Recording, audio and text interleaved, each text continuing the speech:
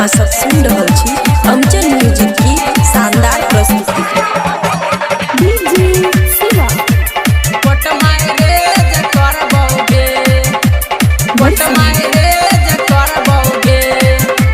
खुशी recording studio बलुआहा।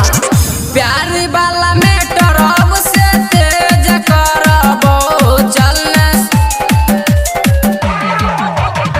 प्यार वाला matter अब से तेज करबो चलने, सहरसा जिला में कोट मैरेज करबो चलने, सहरसा जिला में कोट मैरेज करबो।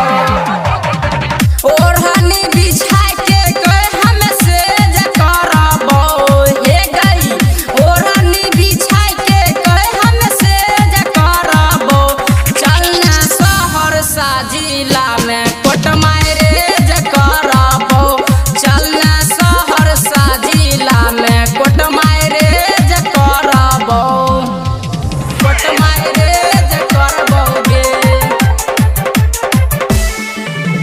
कोट मैरेज करबोगे।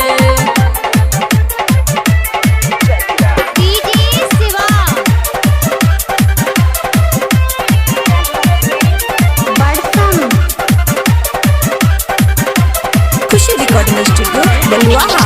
बतिया सुने न हमर गे बूची, बड़ा सुंदर जो तोहर दोनों लूची, आई लव यू कहल करबो बेसी ना तू हंसी, तू हंसी।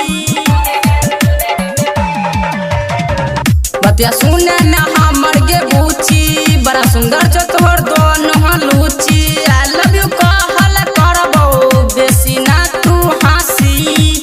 दबते दबते बारा तोहर सेद करबोगे, हे गई दबते दबते बारा तोहर सेद करबोगे चलने, सहरसा जिला में कोट मैरेज करबोगे चलने, सहरसा जिला में कोट मैरेज करबोगे,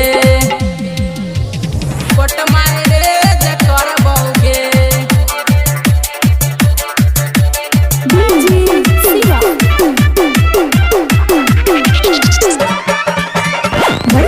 कोट मैरेज करबोगे।